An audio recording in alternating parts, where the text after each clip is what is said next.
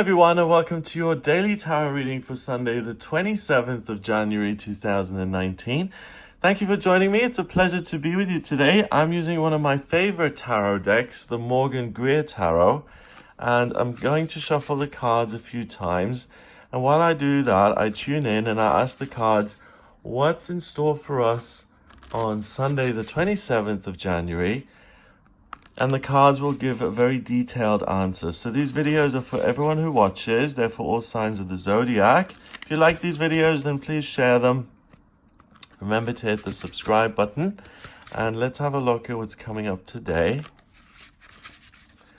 Sunday, the 27th of January. We have the most positive card in the deck, the Four of Wands, which can be seen as 1111. We have the Five of Swords, and we have the Ten of Wands.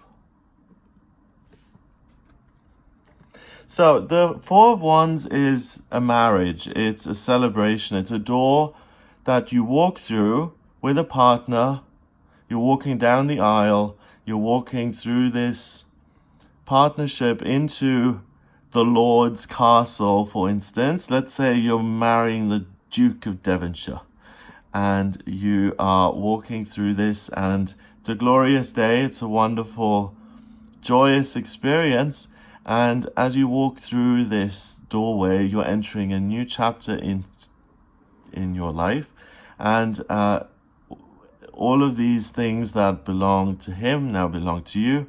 And the vibration of 1111 is really the highest vibration that you can have. It's, first of all, 11 is the master number of service. And when you have 1111 separated by a colon, you have someone who is vibrating at this frequency. I am living my life purpose.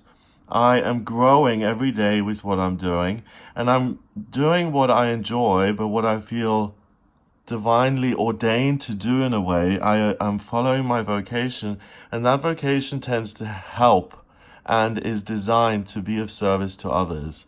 Now, when you meet someone else who is doing exactly the same thing in their own way, and you come together, 1111, it doesn't get much better than that. It's two people who are completely awake, who are awake in each moment that they live. They're trying to do the best. They are living their life purpose, and they're asking questions. They're seeking. Some people are born with the knowledge of what they need to do in life at the age of dot. They know. But others have to seek and search things out. And regardless whether you've been a seeker or not, once you get to this vibration, this frequency, you're really living your purpose. And if you can share that with someone, that really is cause for celebration. Now, there's a doorway that is there for you today. It stands there shining, golden, bright, luminous. But the next card is the Five of Swords. And the Five of Swords is a shadowy, cloaked figure. And it's picking up the swords from the battlefield, and it's the sunset of the day. It's the sunset of joy. The ocean is an ocean of blood and conflict and tears and pain and death and conflict, but not just trivial conflict, serious conflict. Different ideologies, different thoughts, different ways of seeing the world have ended in a situation where people are fighting with swords. They're killing and murdering each other, and it's competition, and this shadowy cloaked figure is distanced and abstract from that, and it can see the fighting. It doesn't get involved. It just collects all the swords and writes the history of that day. Now, before you walk into this seemingly wonderful doorway where everything is perfect and it's happily ever after, look at what is expected. Look at what thoughts have gone into this. Is it really that you're vibrating at this level, or is it something that is convenient? Are you really in love with this person and moving forward into a partnership because it really feels like you're both on the same page? Or you're just kidding yourself and you're telling yourself that? Are you using this other person because you know they have resources and they can make your purpose a reality by funding it or by supporting it, by getting it attention, and you can look at the reality, the truth of the situation before you commit? And finally, we have the Ten of Wands, and the Ten of Wands is holding it all together, trying to keep it all together, and being completely overburdened by all of the things that you want to do, all of the passions and all of the desires and all of the things that ought to be done that are weighing on your soul, that you want to transition with. And this may seem like, let's say you want to save, you want to raise money for a certain charity, you want to change the social perception of a marginalized group of people in our society. You want to also do something work-wise that's really meaningful and work as a healer, and you're trying to get all of these things done. And you have really burdened yourself with that, and you're saying, I can't do all of this alone. So even if this is not a good match, I'm seeing the war, the conflict, I'm seeing the pain, the blood, the unhappiness. Despite that, I am overburdened and I can't do all of this alone. So I'm going to share it with someone else, hoping that everything is just going to work itself out. We'll all raise our vibrations and be on the same page. And it's an excuse to overlook something that you really know doesn't make sense. Something that you feel there's an underlying current of violence or misunderstanding, or you explain something to a partner and you say, well, do you understand why I was upset about that? For instance, if you hear a rumor that the man you're going to marry, you hear a rumor that he was having lunch with one of his old girlfriends, and you confront him about it and you say, do you know what, Philip, I heard this rumor that you were having lunch with one of your exes, and that doesn't necessarily bother me, but what really kind of does bother me is that you didn't tell me about it and that I had to hear it from other people. And you get an answer like, well, I'm going to have lunches with people who I've been with in the past, and that's always going to happen. That you're not on the same page. The guy in this situation doesn't understand that the betrayal, that the trust was broken, not because he's having lunch with other women, you could care less about that, but the betrayal has been that he hasn't told you about it. And even after explaining it to him, he still doesn't get it, and he says, oh, I should have told you about it because it made you feel humiliated in front of your friends when they told you. I didn't realize that. And when you have to coach people in relationships, you know, when you're saying, listen, Philip, all I needed to hear from you was I should have made you aware of the fact that I'm having lunch with these other women, and I broke the trust, and that's all I need to hear from you, Philip. So could you please apologize for that? Do you understand what I'm saying? And then Philip dutifully says, yes, darling, I'm sorry that I didn't tell you all about this. And it's training a child. It's kind of forcing someone to be on the same page with you who really doesn't understand what you're on about. And when you coach people like that, after a while, they will not want to be coached anymore, and they will start to see you as a nag, and you will continue to feel misunderstood. So the choice that you've got here is you may be vibrating at 1111. and you may want to help the world and rescue the planet, and you feel it's your duty to make these things a reality and to take control of every aspect of your life, and you can't do it all alone, so you want to share this and delegate all of the good that you're doing with another person who seems to be on the same page. He simply just doesn't get you completely, or she doesn't get you completely, and you have to do a bit of coaching, but they're going to come around. Okay, that's the thinking. The reality is that that person will never come around. You can coach people as much as you want.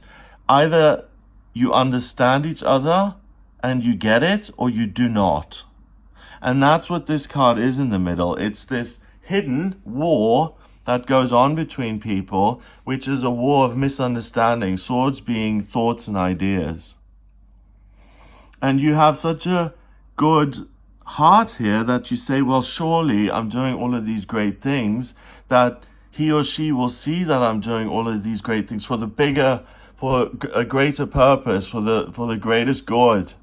And he or she will respect me and understand what I'm doing and look at me and be amazed and inspired and say, I'm going to drop my own ideas and I'm going to get on board with her and say, wow, look at what she's doing, and I'm going to turn around and help.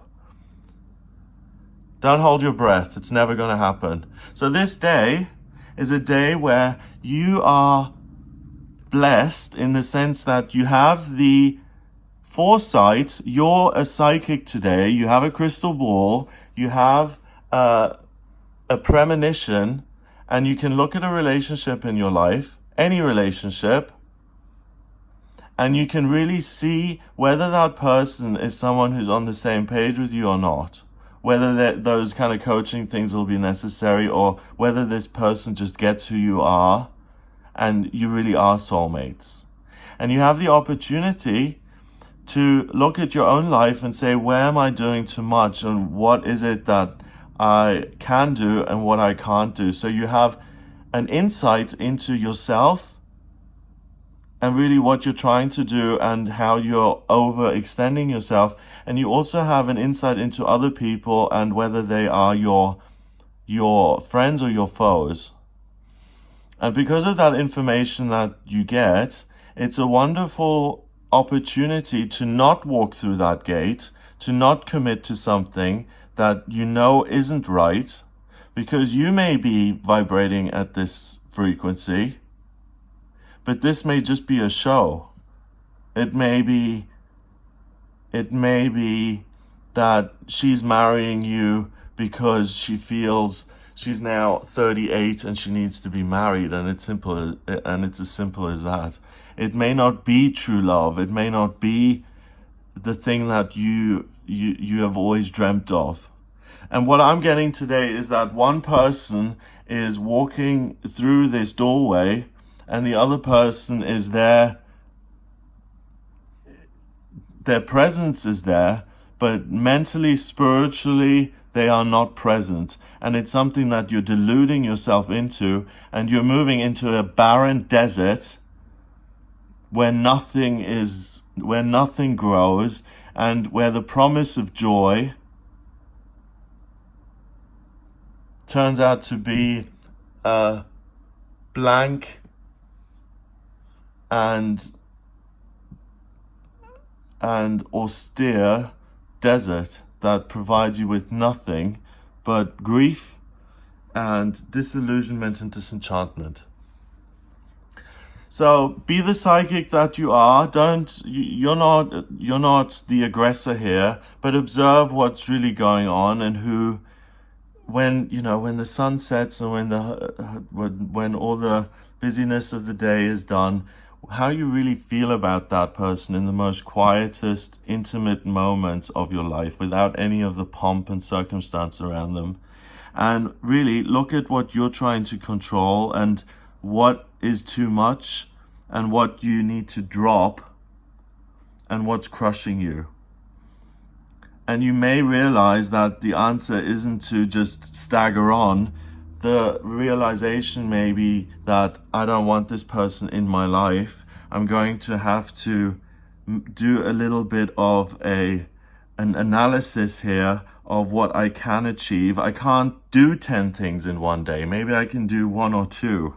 And I'm going to drop the rest. It doesn't mean I'm never going to do them, but I'm going to put them on the back burner for now, and I will do them in future. And that is a much better, you may feel a little bit defeated because of that, but that's a much better option than staggering into something that you feel is going to allow you to do everything and be Superwoman or Superman and change the face of the planet, whereas the reality is you're just going to be standing alone in the desert, holding your 10 sticks, saying, shit, now what?